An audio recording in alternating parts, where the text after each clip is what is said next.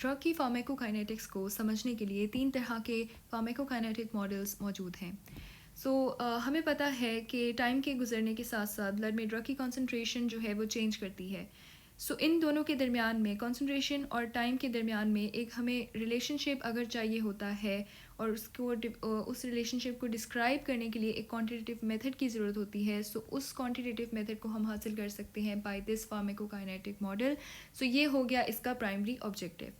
अब दूसरी बात ये है कि इन फार्माकोकाइनेटिक मॉडल्स की जो कॉम्प्लेक्सिटी होती है वो वेरी करती है with the route of administration. For example, अगर आप अपनी ड्रग को ऑरली दे रहे हैं तो चांसेस हैं कि जो ड्रग है वो शो करे कि वो एक 1 कंपार्टमेंट को फॉलो करने वाली ड्रग है, ठीक है, जबकि असल में हो सकता है कि वो 3 कंपार्टमेंट्स को फॉलो कर रही हो।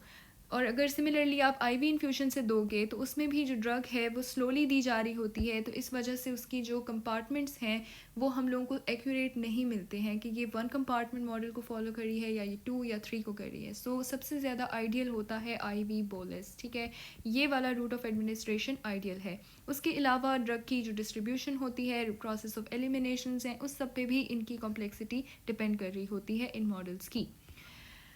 नेक्स्ट क्या है? अब हम लोग बात कर लेते हैं सबसे पहले कंपार्टमेंटल फार्माकोकाइनेटिक मॉडल्स की। कंपार्टमेंट्स होते क्या हैं बेसिकली? कंपार्टमेंट्स बॉडी की अगर हम बात करते हैं तो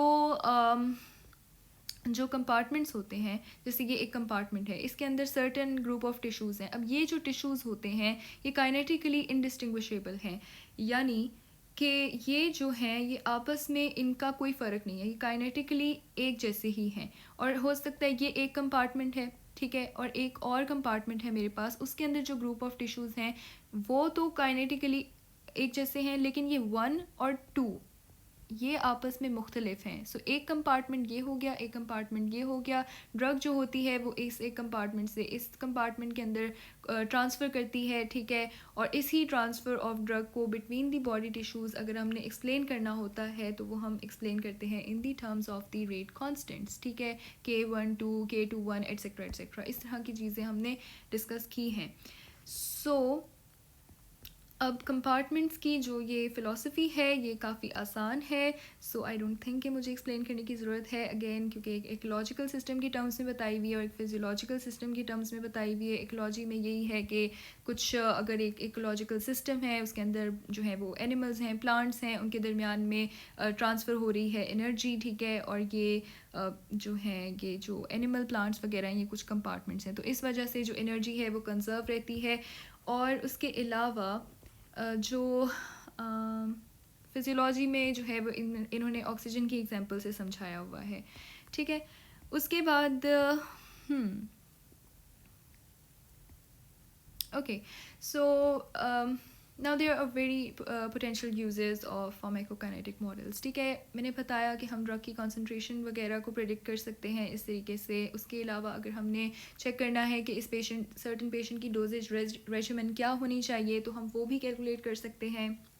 उसके अलावा अगर कोई डिज़ीज़ है जो कि हमारी ड्रग की डिस्पोजिशन को अफेक्ट कर रही है तो हम वो भी फाइंड कर सकते हैं, एंड सो ऑन, ठीक है जी। कंपार्टमेंटल मॉडल्स को मैं डिस्क्राइब कर चुकी हूँ, ठीक है। उसके बाद आ जाते हैं नॉन कंपार्टमेंटल मॉडल्स पे। नॉन कंपार्टमेंट मॉडल जो होता है वो सिंपली 2 चीज़ों पे, टाइम और कंसंट्रेशन, इनके 2 ही पैरामीटर्स होते हैं, ठीक है, और यही जो है वो ड्रग डिस्ट्रीब्यूशन की फार्माकोकाइनेटिक्स को एक्सप्लेन करने के लिए काफ़ी होते हैं इन नॉन कंपार्टमेंटल मॉडल्स, ठीक है। फिजियोलॉजिकल मॉडल्स, इनकी डिटेल्स हम लोग दूसरे टॉपिक्स में पढ़ चुके हैं। फिजियोलॉजिकल मॉडल्स, ठीक है जी, ये बहुत इंपॉर्टेंट बात है कि ये रियलिस्टिक फिजियोलॉजिकल पैरामीटर्स जिस तरह के ब्लड फ्लो और टिश्यू पार्टीशन कोफिशिएंट है उसके ज़रिए से हम जो है इन मॉडल्स को डिस्क्राइब करते हैं, इन ड्रग्स की डिस्पोजिशन को डिस्क्राइब करते हैं इन मॉडल्स के अंदर, ठीक है, बाय दीज पैरामीटर्स। कौन से? Blood flow and the tissue partition coefficient. Okay, अब एक कंपार्टमेंटल मॉडल पे वापस आते हैं क्योंकि हमारा मेन टॉपिक ही एक कंपार्टमेंटल मॉडल है, विच इज़ 1 कंपार्टमेंटल मॉडल, ठीक है जी। अब होता यही है कि आपने ड्रग जो है वो वेरियस कंपार्टमेंट्स में यहाँ पे ट्रैवल कर रही है और आखिरकार उसने ड्रेन आउट हो जाना है, इसमें ऐसा कुछ भी नहीं है इम्पॉर्टेंट, ठीक है। उसके बाद नेक्स्ट चलते हैं। Material can be stored in the boxes and transport, ठीक है जी। ओके सो अब यहाँ पे जो कंपार्टमेंटल मॉडल्स होते हैं उनकी भी फर्दर 3 टाइप्स होती हैं। एक होता है 1, 2 एंड देन 3, ठीक है। 1 में सीधा ये होता है कि ड्रग एडमिनिस्टर की आईवी के थ्रू फॉर एग्जांपल, ठीक है, और वो वहाँ से उसके बाद वो आपकी बॉडी के अंदर गई और फिर उसके बाद वो क्या हो जाएगी, वो बॉडी से एलिमिनेट हो जाएगी, ठीक है जी। उसके बाद मॉडल 2 में क्या होता है, मॉडल 2 में ये है कि ड्रग आपने एडमिनिस्टर की है और वो फिर अपने टिश्यू कंपार्टमेंट में गई, फिर वापस टिश्यू से उस सेंट्रल कंपार्टमेंट में आई और फिर बॉडी से एलिमिनेट हो गई। मॉडल 3 में जो है ये आपने सेंट्रल कंपार्टमेंट में ड्रग दी, वहाँ से वो टिश्यू कंपार्टमेंट में गई और वो डीप टिश्यू कंपार्टमेंट में भी गई और फिर वो वापस सेंट्रल में आई और फिर सेंट्रल से एलिमिनेट हो गई बॉडी से बाहर। 1 compartment open model. Open model basically क्या है, ओपन मॉडल एक ऐसा मॉडल होता है जिसमें ड्रग अगर आप एडमिनिस्टर करते हैं, ठीक है, तो वो फिर उसके बाद उसने बॉडी से एलिमिनेट भी होना होता है, ठीक है जी।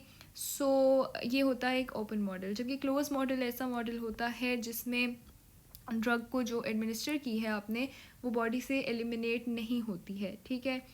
सो ओके सो 1 कंपार्टमेंट में यही होता है कि एक जो ये बॉडी है, ठीक है, 1 कंपार्टमेंट मॉडल में वो एज अ होल जो है वो एक कंपार्टमेंट होती है। आप जिस तरह ही अपनी डोज को एडमिनिस्टर करते हो तो वो इमीडिएटली पूरी बॉडी के अंदर इक्विलिब्रियम जो है वो डिस्ट्रीब्यूट हो जाती है, ठीक है, अपना इक्विलिब्रियम मेंटेन कर लेती है। So they move dynamically in and out of this compartment. The model applies only to those drugs that are okay. Again मैंने बताया कि रैपिडली डिस्ट्रीब्यूट कर जाती है throughout the body and this whole body is considered as a single kinetically homogeneous unit, ठीक है जी।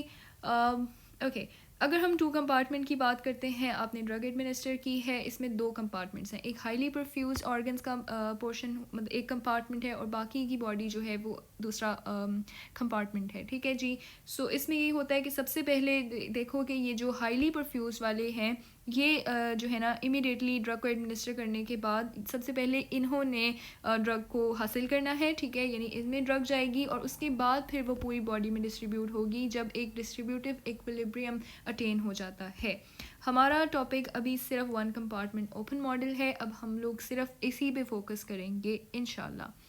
सो 1 compartment open model, ठीक है जी।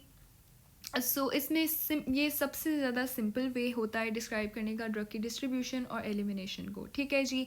So this model assumes that मैंने बताया कि ओपन मॉडल ये होता है कि ड्रग एंटर भी हो सकती है और लीव भी कर सकती है, ठीक है, और बॉडी जो है वो एक सिंगल कंपार्टमेंट है।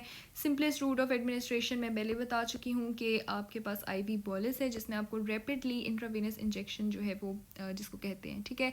सो उसके बाद है कि 1 कंपार्टमेंट ओपन मॉडल, ठीक है जी। Okay sorry, the simplest kinetic model that describes the drug disposition, वही वाली बातें लिखी हुई हैं, इसमें कोई फ़र्क नहीं है।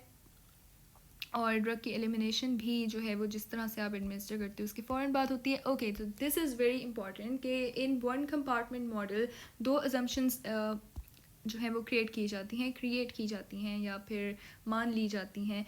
एक तो ये है कि जो फार्माकोकाइनेटिक्स है ना इस वक्त वो लीनियर है। लीनियर का मतलब ये है कि जो ड्रग की एलिमिनेशन होगी वो फर्स्ट ऑर्डर के थ्रू होगी।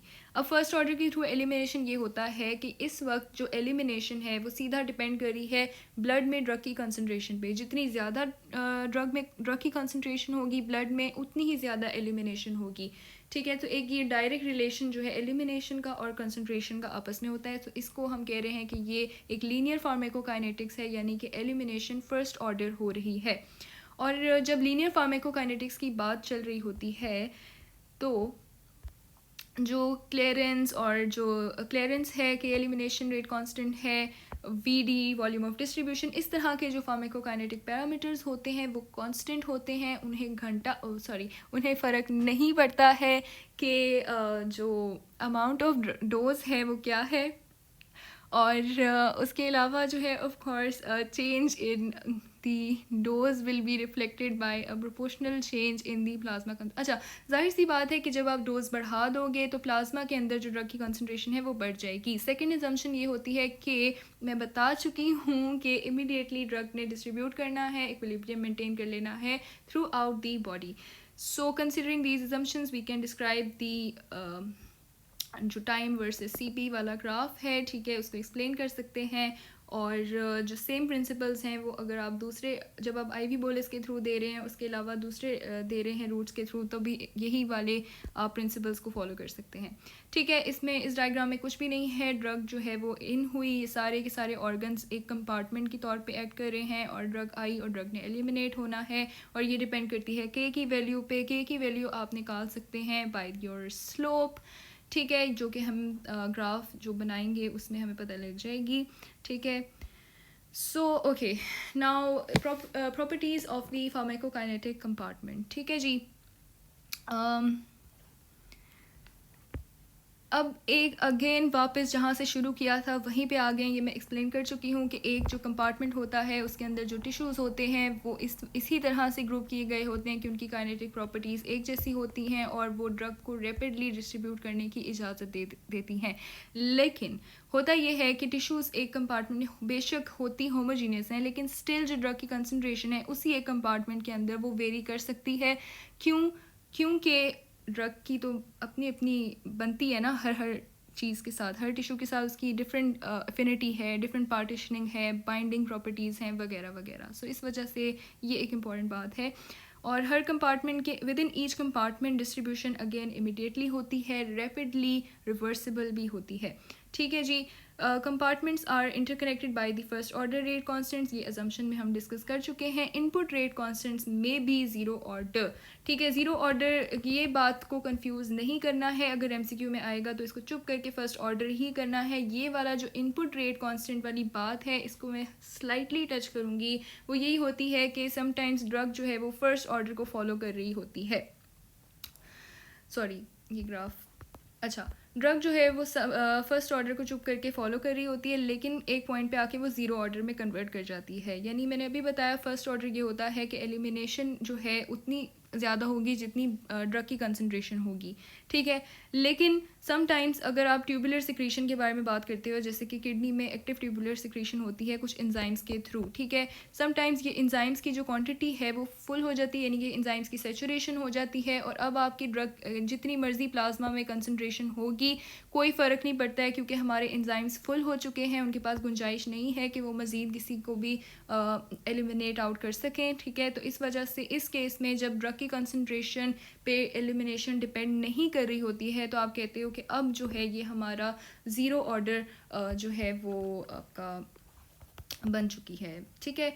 उसके बाद अगेन आईवी बोलस में दी ये डोज है एक्स नॉट, ठीक है, बॉडी में गई उसकी अमाउंट है एक्स, ठीक है। एलिमिनेशन प्रोसेस के थ्रू और एलिमिनेशन रेट कांस्टेंट पे डिपेंड करते हुए वो बॉडी से निकल गई है। अब इसके ऊपर जब आप कहते हो कि ये फर्स्ट ऑर्डर एलिमिनेशन प्रोसेस को फॉलो कर रही है, तो याद करने वाली चीज़ सिर्फ ये है कि एलिमिनेशन रेट की वैल्यू इक्वल होती है elimination rate constant into x, ठीक है। के और जो ये है ये रेट कांस्टेंट है और ये रेट की बात हो रही है। सो यहाँ पे ये देखने वाली चीज़ है कि elimination rate is the product of के एंड एक्स, ठीक है जी। उसके अलावा इसका जो ग्राफ है इसके अंदर ये आपने आईवी बोलस दी, सबसे पहले ज़्यादा कंसनट्रेशन थी पे वो नीचे आ गई। उसके अलावा concentration at any time T निकालनी हो, इस इक्वेशन को हम पैरामीटर्स वाले टॉपिक में डिस्कस करेंगे और इंशाल्लाह, ठीक है जी। और अब वो कहते हैं कि how to distinguish one compartment, ठीक है। जब आप अपने यहाँ पर देखो ये सिर्फ ड्रग कंसनट्रेशन जो है वो सिंपल नेचुरल नॉर्मल वैल्यूज़ हैं, लेकिन अगर आप उसको लॉग में कन्वर्ट करते हो तो आपको एक स्ट्रेट लाइन ग्राफ मिलता है, जबकि यहाँ पे एक आपको कर्व जो है वो मिला है। सो ये स्ट्रेट लाइन ग्राफ जो आपको मिला है ये आपको बताता है कि ये आपका जो है वन कंपार्टमेंट है, क्योंकि ये एक ख़ास प्रॉपर्टी इसी में ही हमें नज़र आती है, ये स्ट्रेट लाइन वाली, ठीक है जी, वन कंपार्टमेंट के केस में, ठीक है। और टू कंपार्टमेंट या और किसी तरह की ये फर्स्ट ऑर्डर काइनेटिक्स की एक प्रॉपर्टी होती है, ठीक है, और बाकी की नहीं होती है, ठीक है। सो या अब जो ये पैरामीटर्स हैं ये नेक्स्ट वीडियो में एक्सप्लेन करती हूँ।